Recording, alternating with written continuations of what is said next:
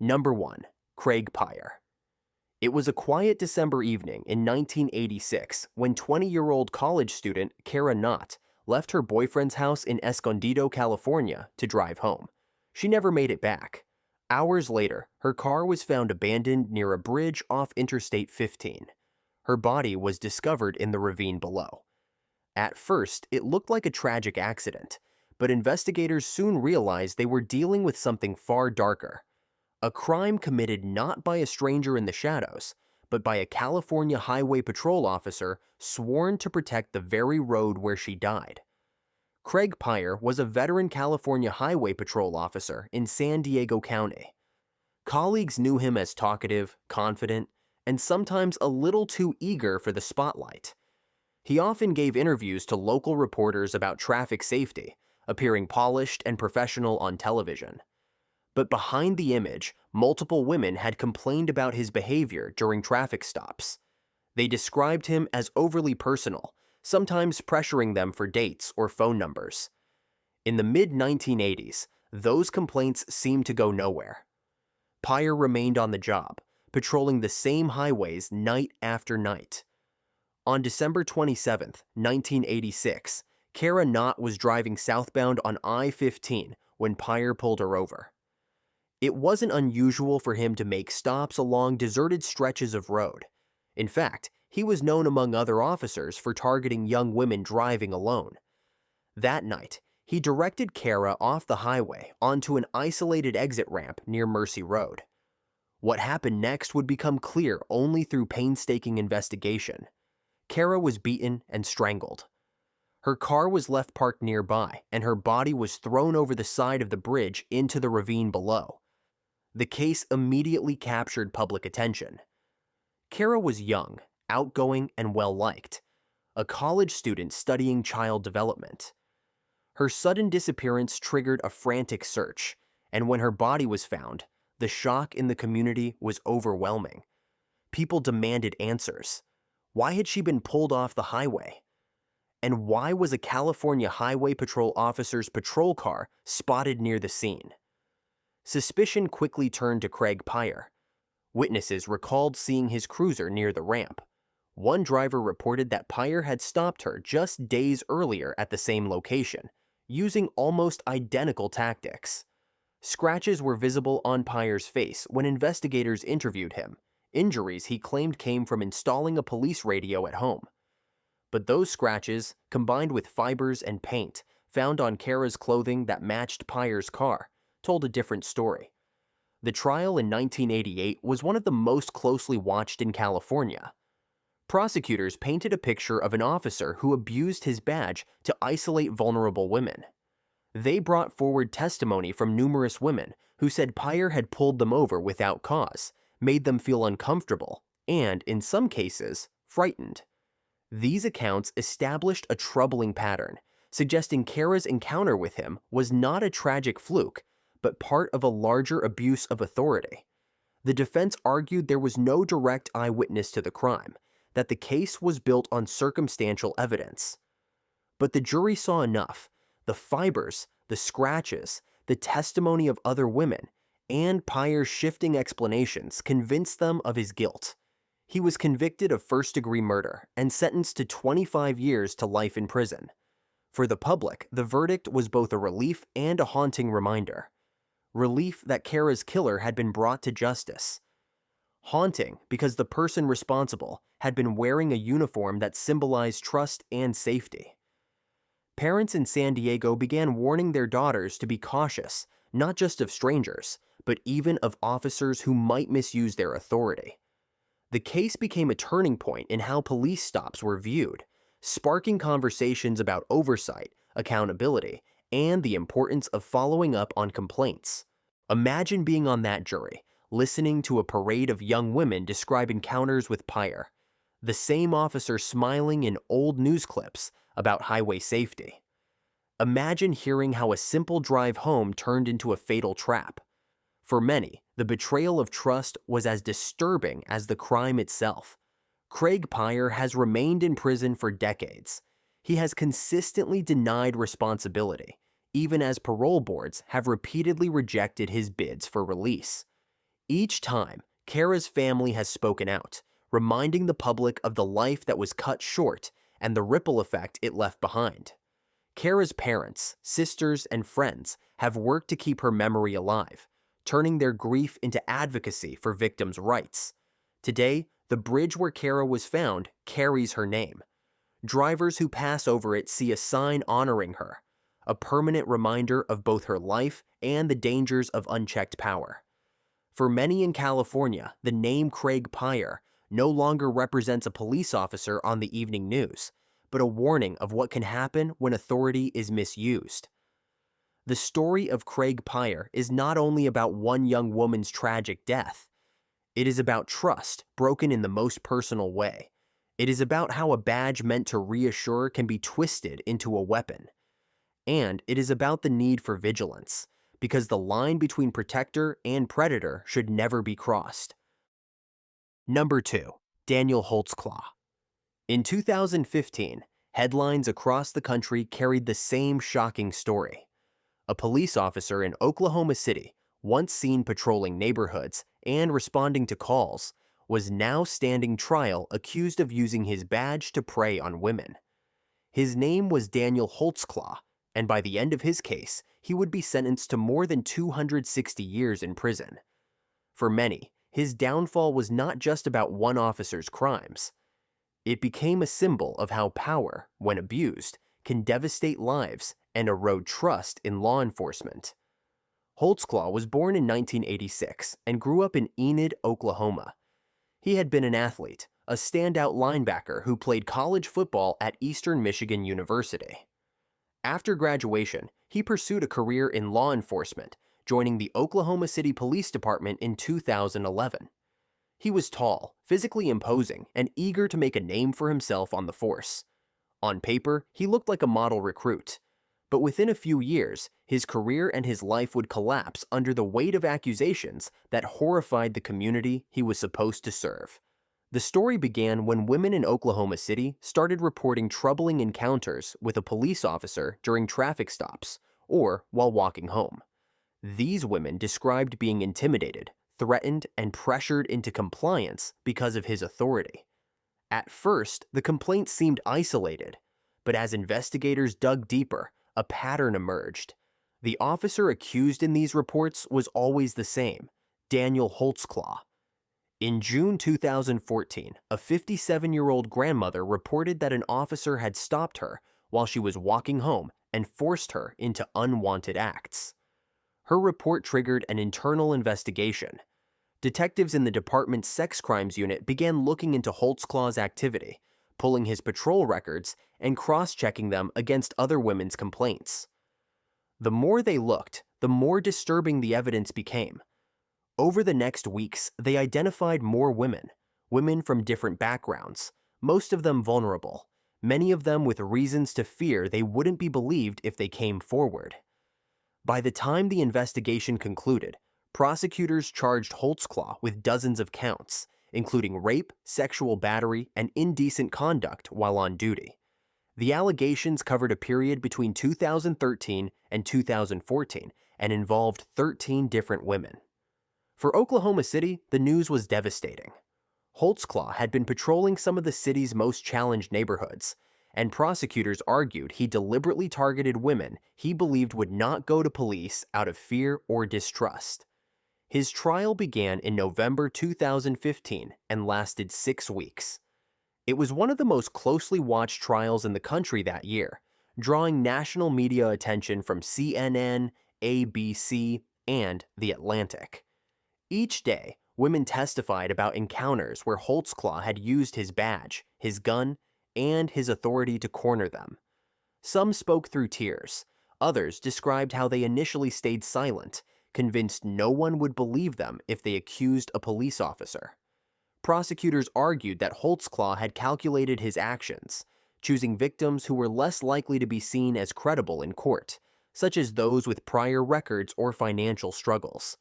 The defense denied the accusations. Holtzclaw's attorneys claimed the encounters never happened or were misrepresented. They argued that there was no physical evidence for many of the charges. But the sheer number of women coming forward, their consistent stories, and the details tying back to his patrol routes painted a devastating picture.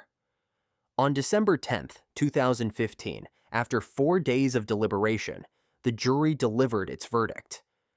Daniel Holtzclaw was convicted on 18 of the 36 charges against him, including multiple counts of rape and sexual battery. The jury recommended a sentence of 263 years in prison, effectively ensuring he would never walk free again. When the verdict was read, Holtzclaw broke down in tears, covering his face as the weight of the judgment fell. The sentencing in January 2016 confirmed the recommendation. A police officer once entrusted to protect his community would now spend the rest of his life behind bars. For the women who had testified, the verdict was a moment of validation, proof that their voices mattered, even against the power of a badge. For the city of Oklahoma City, it was a moment of reckoning. Today, Bobby Cutts Jr. remains in an Ohio prison, serving a sentence that will likely last the rest of his life. Jessie Davis is remembered as a young mother full of love and promise, whose life was cut short by someone she trusted. Her story continues to resonate as a reminder that justice can be delayed, but with persistence, the truth does emerge. The case of Bobby Cutts Jr. is not only about the murder of Jessie Davis. It is about the devastating consequences of betrayal, the fragility of trust, and the reality that sometimes danger comes not from the shadows, but from those wearing a badge. Number 3. Bobby Cutts Jr. In the summer of 2007, the quiet suburb of North Canton, Ohio, was thrown into chaos when 26-year-old Jessie Davis vanished. She was 9 months pregnant, due to give birth within days. When her mother went to check on her, Jessie's house was found in disarray. Her young son was wandering around alone, saying only that, "Mommy's in the rug." The case instantly became national news, and within days, suspicion fell on someone who should have been sworn to protect the community: Jessie's boyfriend, Canton police officer Bobby Cutts Jr. Cutts was no stranger to Jessie. The two had been in a long and complicated relationship. He was already married to another woman, but Jessie believed he would eventually leave that marriage and help raise their children. By 2007, they already had a toddler together, and Jessie was expecting their second baby. Friends described Jessie as hopeful, but also anxious, torn between her feelings for Bobby and her fears that he would never fully commit. What no one knew was that her worst fears were about to be realized in the most tragic way. When Jessie disappeared on June 14, 2007, her family immediately reported it to police. The case drew national attention almost overnight, with volunteers scouring fields and neighborhoods, searching for the pregnant mother. News outlets like CNN and NBC covered every development, turning the search into a high-profile story watched across the country. Cutts, as a Canton police officer, joined the search publicly, appearing alongside Jessie's family and offering statements that he hoped she would be found safe. But investigators noticed cracks in his story. Detectives began piecing together Jessie's final hours. They learned that Cutts had been at her home the night she vanished. Witnesses recalled seeing his patrol car near her neighborhood, and Jessie's own son had made statements that suggested Bobby was there when something happened. As pressure mounted, investigators placed Cutts under surveillance. His demeanor shifted. The calm officer who once stood before cameras now seemed agitated, nervous, and inconsistent. 9 days after Jessie went missing, the truth came out. On June 23, 2007, Cutts led authorities to a remote field in Summit County, where Jessie's body had been hidden. The discovery devastated her family and horrified the public. The image of a uniformed police officer guiding investigators to the body of the woman he was supposed to love became one of the defining moments of the case. Cutts was arrested and charged with aggravated murder. Prosecutors argued that he killed Jessie in a fit of anger, possibly fearing financial responsibility for another child and the collapse of his personal life. The fact that Jessie was nearly full term in her pregnancy made the crime even more disturbing. The case drew wall-to-wall coverage, with every hearing broadcast on national television. During his trial in early 2008, prosecutors presented evidence that painted a picture of betrayal and violence. Jesse's family testified about her fears and her hope that Bobby would finally step up as a father. Neighbors recalled the odd state of her home the day she vanished, and investigators showed how cuts misled the public during the search, all while knowing where Jesse was. The defense admitted his role in her death, but argued it was not premeditated. In February 2008, the jury reached its decision. Bobby Cutts Jr. was convicted of aggravated murder, aggravated burglary, and abuse of a corpse. He was sentenced to life in prison without the possibility of parole for at least 57 years. The sentence ensured that the former police officer would spend the rest of his life behind bars, stripped of his badge and his freedom. For Jesse's family, the verdict brought some measure of justice, but it could not replace the loss of both Jesse and her unborn daughter, who they named Chloe. Her son, who had been left wandering the house on that terrible day, would grow up without his mother. The case became a symbol of shattered trust, a reminder that even those sworn to protect can sometimes cause the deepest harm. The public reaction was one of outrage and heartbreak. People across the country had followed the search for Jessie, clinging to hope that she might be found alive. Instead, they watched as the man who once wore a uniform became the face of betrayal. The story was featured on countless true crime programs, from Dateline NBC to 48 Hours, each documenting how an officer's double life spiraled into tragedy. Imagine being one of Jessie's neighbors, seeing police cars swarm the area, watching her family hand out flyers, and then learning that the man searching alongside them was the very person responsible. The sense of betrayal was overwhelming. Number 4. Antoinette Frank. In March 1995, New Orleans was a city on edge. Crime rates were high, but the people still believed in their police officers, the men and women sworn to protect them. That trust was shattered late one night inside a quiet Vietnamese restaurant, where 3 people were gunned down in cold blood. The killer wasn't a masked robber or a stranger slipping in from the street. It was someone wearing a badge. The name would be seared into New Orleans history: Antoinette Frank. Frank had joined the New Orleans Police Department in 1993. She was one of the few women on the force at the time and quickly gained attention, but not for the right reasons. Her training officers noticed she lacked judgment, often struggled under pressure, and seemed unreliable. Despite warnings, she was allowed to graduate into the department. On the surface, she looked like a young officer trying to prove herself. Behind the scenes, she was already forming connections that would lead her down a deadly path. One of those connections was with a teenager named Rogers Lacaze. Lacaze was just 18, but he already had a reputation on the streets. Despite the age difference, he and Frank developed a close relationship. Some colleagues suspected it was more than just friendship. They were often seen together in public, and Frank began taking him on ride-alongs, giving him access to police radios and patrol cars. That decision would prove catastrophic. On March 4, 1995, Frank and Lacaze targeted the Kim Ann restaurant in eastern New Orleans. The restaurant was owned by the Vu family, who knew Frank personally.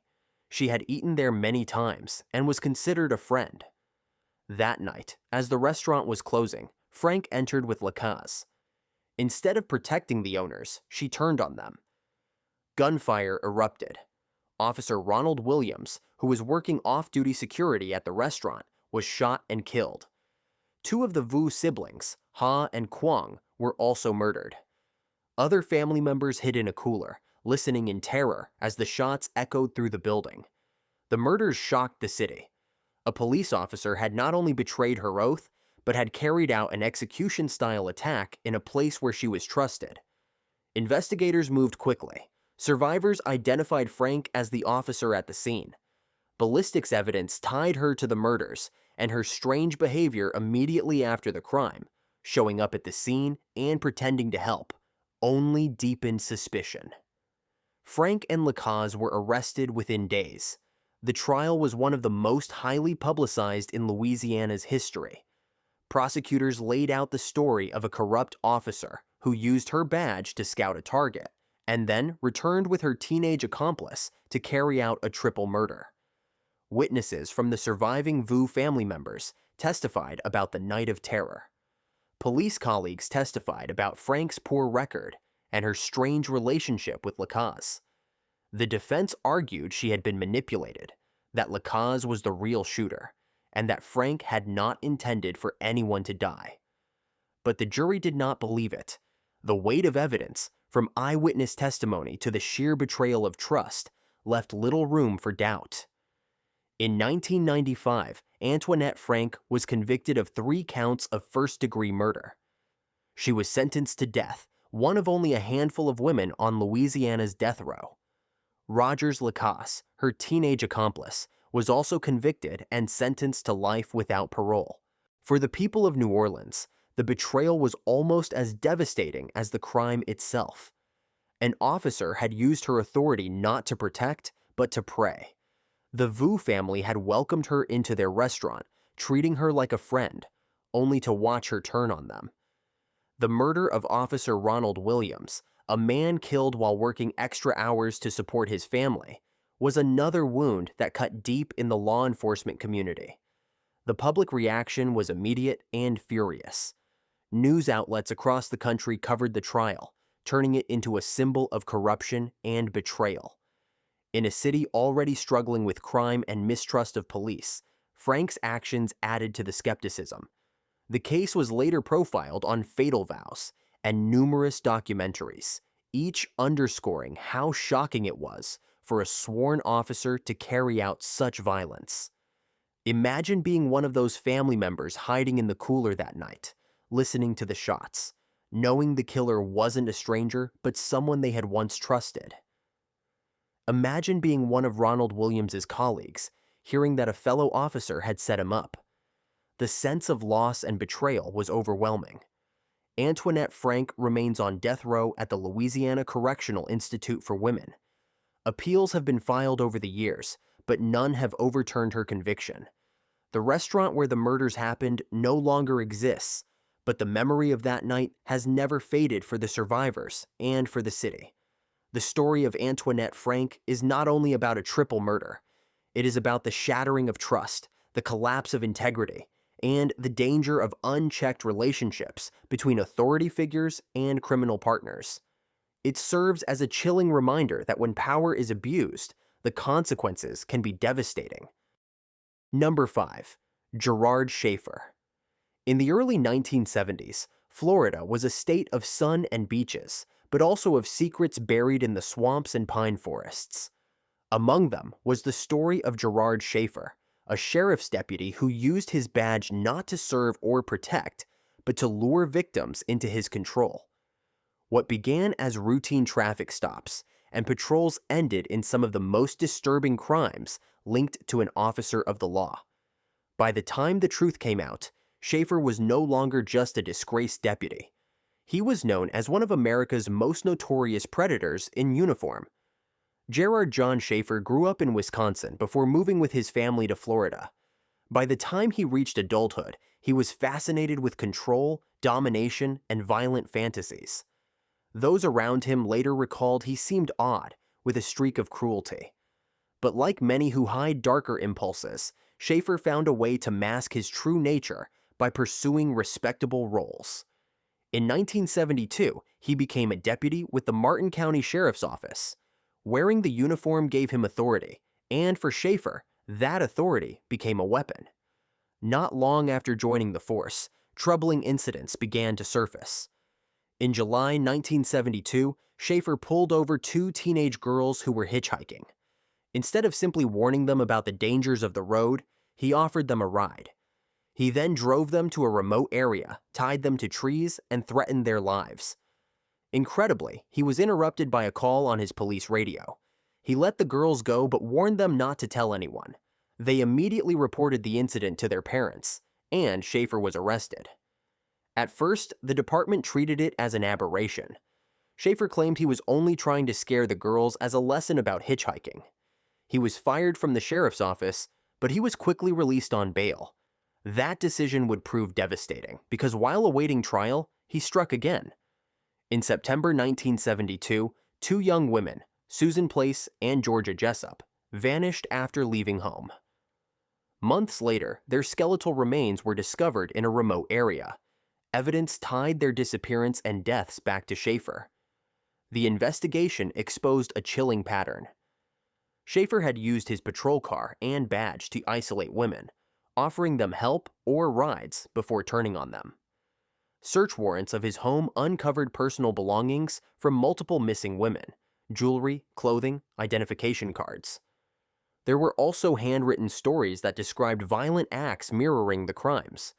Prosecutors believed these writings were not fiction, but confessions disguised as fantasy. In 1973, Schaefer was convicted of the murders of Susan Place and Georgia Jessup. He was sentenced to life in prison. Investigators, however, suspected that his crimes went far beyond those two victims. Cold case detectives linked him to as many as 20 or more disappearances of young women in Florida during the early 1970s. While definitive proof was not always possible, the evidence suggested he was a serial killer who had used his position as a deputy to find and target his victims. The public reaction was one of horror. The idea that a law enforcement officer could commit such acts shook trust in the system. Newspapers across Florida covered the story with grim headlines, and the case became a staple in discussions about police accountability and the hidden dangers of unchecked power. In prison, Schaefer continued to write, producing short stories and essays filled with graphic depictions of violence. Some of these writings were published, further fueling the belief that they were not mere fiction. Other inmates feared him, and he carried an aura of menace even behind bars. In December 1995, Schaefer's story ended violently when he was murdered by another inmate during an altercation. His death closed one chapter, but left many questions unresolved. How many victims were there? Could more lives have been saved if earlier warnings about his behavior had been taken seriously?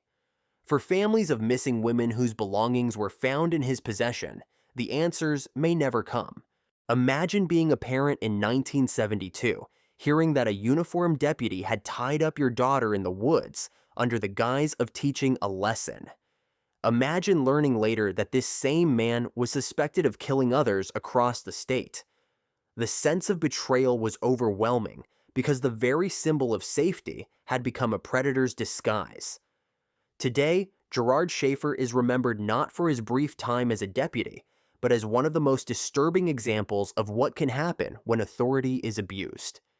His name is often mentioned in the same breath as serial killers, a reminder that sometimes the greatest threat comes from those who appear to be protectors.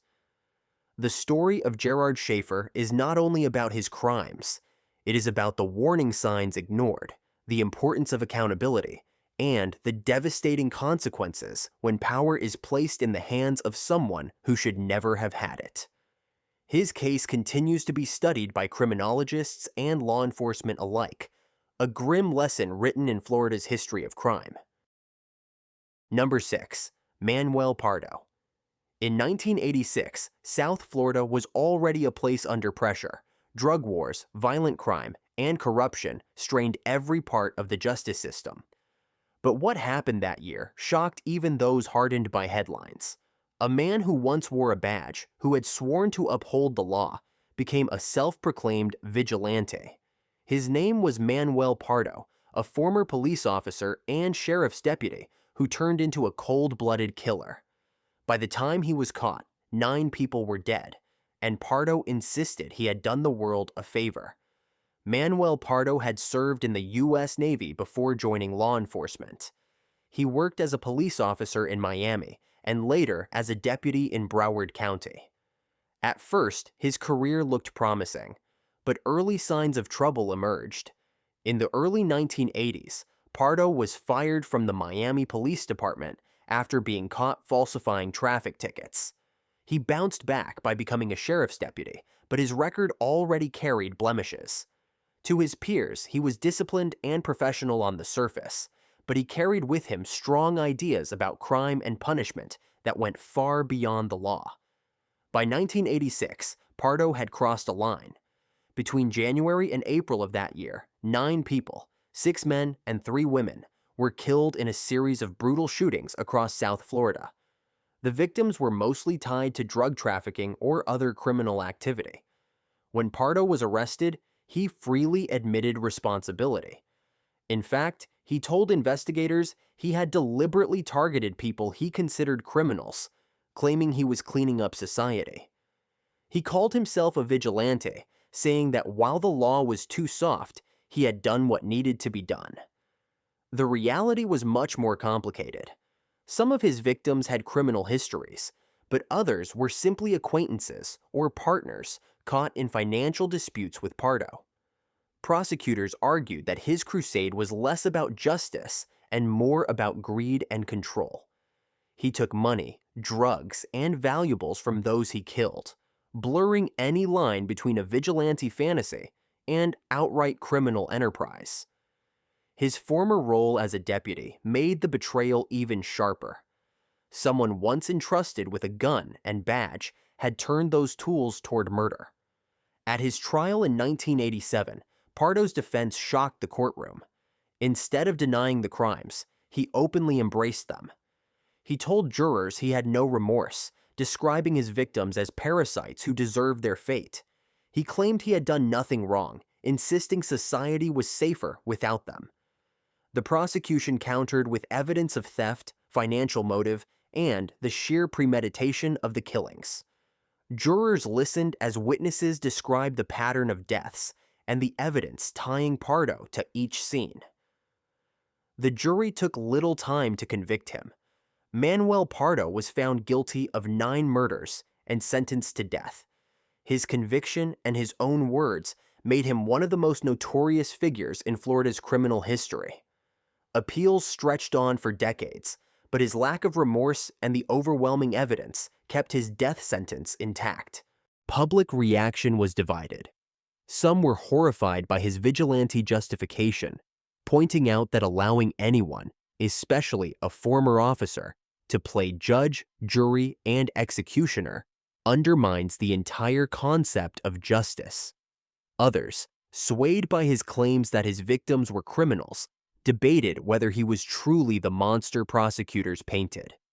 But for the families of those 9 people, the message was clear. No one deserves to be executed without due process, and Pardo's self-proclaimed mission did not erase their grief. In December 2012, after more than 25 years on death row, Manuel Pardo was executed by lethal injection at Florida State Prison. Even at the end, he did not express regret.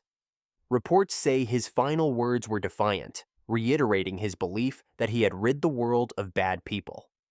For some watching, it was a chilling end to a case that had blurred the line between law, crime, and personal delusion. Imagine being one of the jurors, hearing a former deputy calmly explain that he had murdered 9 people but considered himself a hero.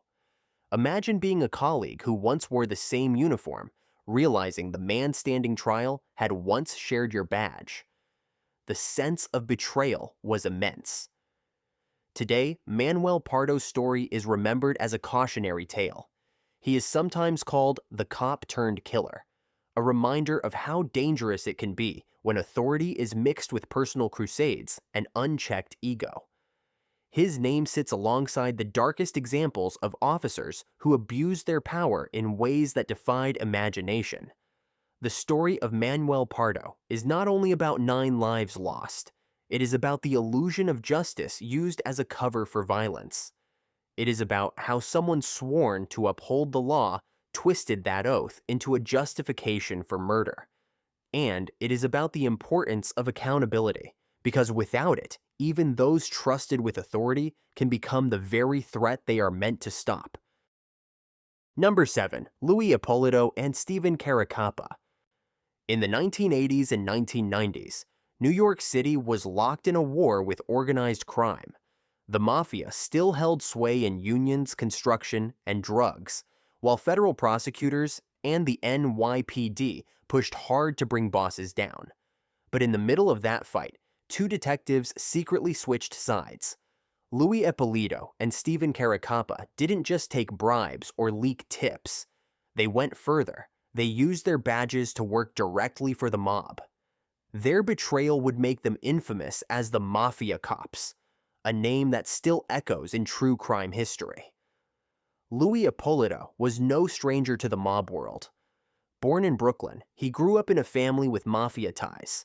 His father and uncle were associated with the Gambino crime family, but Louis chose a career in law enforcement. By the 1970s, he was an NYPD officer, rising through the ranks. He cultivated an image as a tough cop, even writing a memoir where he claimed he resisted mob influence. But behind the scenes, suspicions followed him. He lived larger than his paycheck suggested, drove flashy cars, and enjoyed mob-style luxury.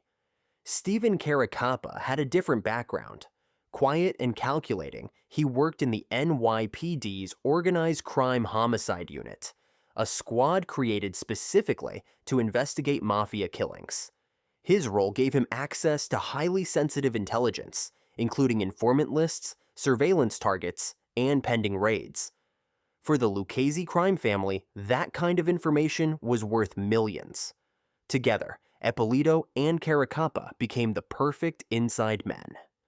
In the mid-1980s, they forged a secret partnership with Anthony "Gaspipe" Casso, the underboss of the Lucchese family.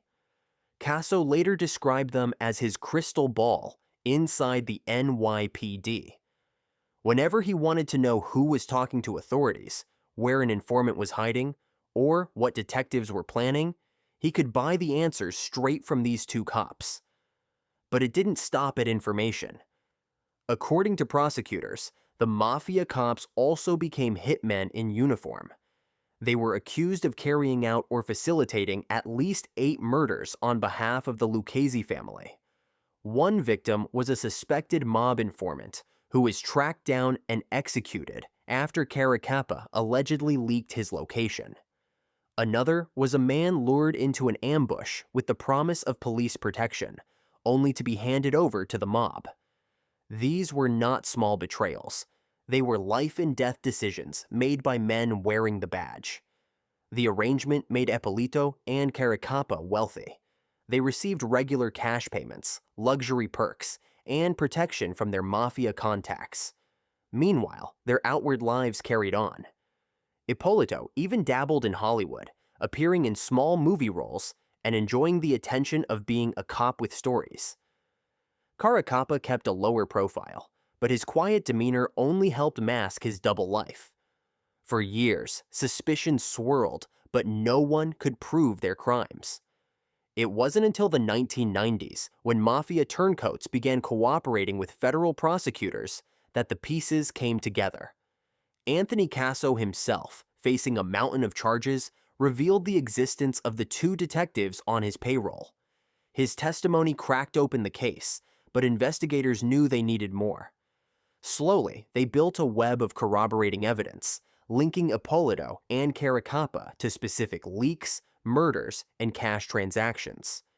In 2005, the 2 former detectives were finally indicted. The trial that followed in 2006 was explosive. Jurors heard testimony from mafia insiders who described how the detectives had sold out their oath. They heard about murders carried out with insider knowledge, about envelopes of cash passed in dark corners, about the chilling reality that men trusted to solve homicides were helping commit them. The defense claimed the witnesses were unreliable mobsters looking for leniency, but the evidence was too strong. In April 2006, both men were convicted on charges including racketeering, conspiracy, and multiple counts of murder. Caracappa was sentenced to life in prison plus 80 years. Eppolito received life plus 100 years.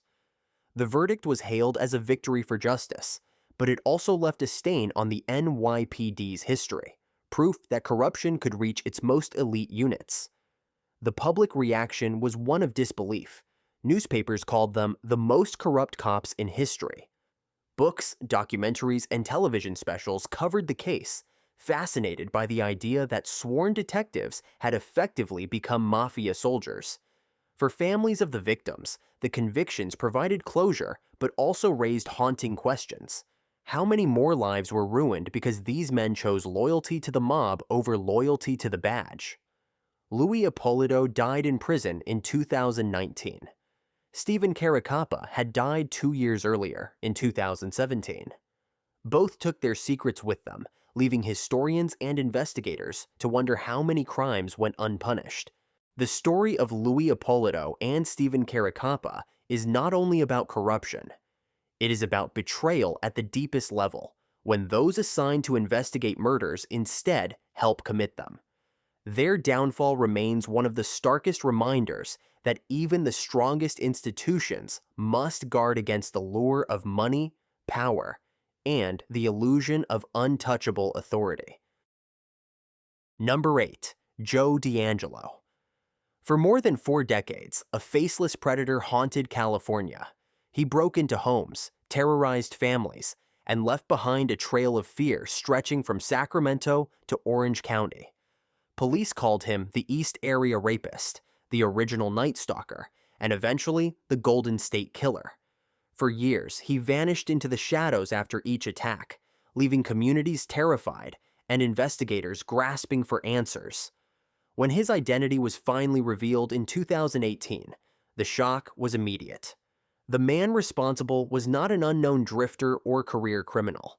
He was a former police officer named Joseph James DeAngelo. DeAngelo's story began like many others. Born in 1945, he served in the Navy before joining law enforcement. In 1973, he became an officer in Exeter, a small California town. Later, he transferred to Auburn, near Sacramento. On paper, he looked like the model of discipline, military background, steady work, and a family man. But behind the uniform, a different reality was unfolding.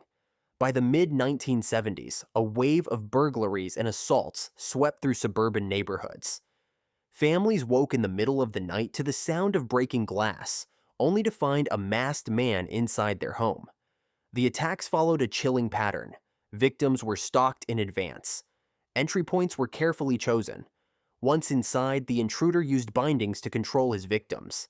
He often taunted them, prolonging the fear. In some cases, he targeted couples, forcing them into positions that emphasized his dominance.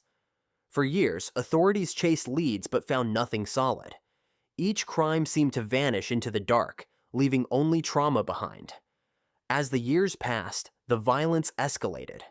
By the late 1970s, the attacker had moved from assaults to murder. Entire communities were on edge. Newspapers carried headlines about the mysterious figure, describing him as a phantom who struck without warning. Law enforcement agencies across California struggled to piece together the puzzle. At the time, databases were limited, and DNA analysis didn't yet exist. Without the technology we have today, investigators could not connect the dozens of crimes spread across counties. In 1979, DeAngelo's police career ended when he was fired from the Auburn Police Department for shoplifting. It seemed like a small, almost ridiculous offense, but it was enough to push him out of law enforcement. For the public, that firing was barely a blip. For investigators, it would take decades before they realized the man they had once employed was the same figure terrorizing the state. By the 1980s, the Golden State Killer seemed to vanish. His crimes stopped abruptly, leaving unanswered questions. Detectives retired, evidence piled up in storage, and families tried to move forward. But for those who had lived through the terror, the fear never fully went away. Each unsolved case was a wound that remained open. Then came the breakthrough. In the 2000s, DNA evidence began linking old cases together, confirming that the East Area Rapist and the original Night Stalker were the same person. The label, Golden State Killer, was coined to tie the crimes into one investigation. Even with that discovery, the suspect remained unknown. It wasn't until 2018, when genealogical DNA techniques were applied, that the case finally cracked. investigators uploaded crime scene DNA into a public genealogy database. They built a family tree, tracing relatives until they found their man, Joseph James DeAngelo. DeAngelo was arrested outside his home in Citrus Heights in April 2018. He was 72 years old, living quietly as a retired grandfather. The arrest stunned the nation. The monster who had haunted California for decades was not a shadowy figure. He was a former police officer, once sworn to protect. In 2020, DeAngelo pled guilty to 13 murders and numerous assaults in exchange for avoiding the death penalty. During the sentencing hearings, victims and their families confronted him in court, describing the decades of fear and loss they had endured. Some spoke directly to him, telling him he had not broken their spirit. Others described how the crimes had shaped their lives, leaving scars that time could not erase. DeAngelo sat in silence, an old man in a wheelchair, listening as his past caught up with him. The contrast was staggering. The frail figure in the courtroom compared to the violent intruder who had once dominated entire households. He was sentenced to life in prison without parole. For California, the case was both a victory and a haunting reminder. Justice had finally arrived, but only after decades of waiting. The families of victims gained closure, yet also had to confront the knowledge that the man responsible had lived freely for so many years. For law enforcement, it highlighted both the challenges of past investigations and the power of modern forensic science. Imagine being a survivor, living for 40 years with unanswered questions, only to learn the man who had terrified you had once carried a badge. Imagine hearing the judge read out life in prison and realizing the long chase was finally over. Today, Joseph DeAngelo sits in prison, stripped of the authority he once held, remembered not as a police officer, but as one of the most notorious criminals in American history. The story of the Golden State Killer is not only about violence, it is about persistence, the refusal to let cases go cold forever, and the hope that no matter how much time passes, the truth can still find its way to the surface. Number 9. Drew Peterson. When people think of suburban America, they picture quiet neighborhoods, trimmed lawns, and families who know their neighbors. That's why the story of Drew Peterson shook the nation. He wasn't a shadowy figure lurking in back alleys. He was a police sergeant in Bolingbrook, Illinois, a man with decades on the force, raising a family in a typical subdivision. But behind the image of a dedicated officer and suburban dad was a trail of broken marriages, suspicious deaths, and a final conviction that made his name infamous. Drew Peterson joined the Bolingbrook Police Department in the 1970s. Colleagues described him as charismatic, sometimes arrogant, and someone who liked being in control. He married young, but relationships never seemed to last. By the time he reached his 50s, Peterson had been through multiple marriages. His third wife, Kathleen Savio, confided to friends and family that she feared him. She told people she worried what might happen if she tried to leave him. In March 2004, those fears came true. Kathleen was found dead in her bathtub. The scene was strange. There was no water in the tub, but her body showed signs of injury. At the time, the death was ruled an accidental drowning. Drew Peterson remained free, remarried for the fourth time, and life seemed to continue. But behind closed doors, doubts lingered. Kathleen's family insisted she would never have died that way. They suspected foul play. Their voices went largely unheard until another disappearance changed everything. In October 2007, Drew Peterson's fourth wife, 23-year-old Stacy Peterson, vanished. She was young, vibrant, and the mother of 2 of Peterson's children. When she suddenly disappeared, suspicion immediately fell on Drew. His behavior drew national attention. Instead of appearing as a worried husband, he gave smirking interviews on television, joking with reporters, and insisting Stacy had simply run off with another man. The public was stunned. A police sergeant, live on TV, acting almost casual while his wife was missing. The case exploded in the media. news crews camped outside Peterson's house. Talk shows debated whether Stacy was alive. Search teams combed fields, rivers, and forests, hoping for answers. Meanwhile, investigators reopened the file on Kathleen Savio. This time, with more scrutiny and new forensic tests, her death was ruled a homicide. The pieces began to fall into place. 2 women tied to Drew Peterson, 1 dead, 1 missing, and a trail of warning signs in between. In 2009, Peterson was arrested and charged with Kathleen Savio's murder. Prosecutors faced challenges. They didn't have Stacy's body, and Kathleen's case had initially been ruled accidental. But they built their case carefully, relying on forensic evidence, financial records, and testimony from friends and family. One key element was hearsay testimony under Illinois' new laws, allowing statements from victims to be admitted if they were deemed trustworthy. Jurors heard Kathleen's own words through those she had confided in, describing how afraid she was of Drew. The trial was dramatic. The defense argued there was no direct evidence linking Peterson to the crime. The prosecution countered with a portrait of a manipulative, controlling man who believed he was untouchable. Jurors were asked to look beyond the surface and weigh the pattern of Peterson's behavior. In 2012, the verdict arrived. Drew Peterson was found guilty of first-degree murder in the death of Kathleen Savio. He was sentenced to 38 years in prison. For many, it was a moment of justice delayed but not denied. Kathleen's family finally had official recognition that she had not died by accident. For Stacy's family, though, the pain remained. She has never been found, and her disappearance remains officially unsolved, though Peterson is widely believed to know the truth. Even in prison, Peterson's story didn't fade.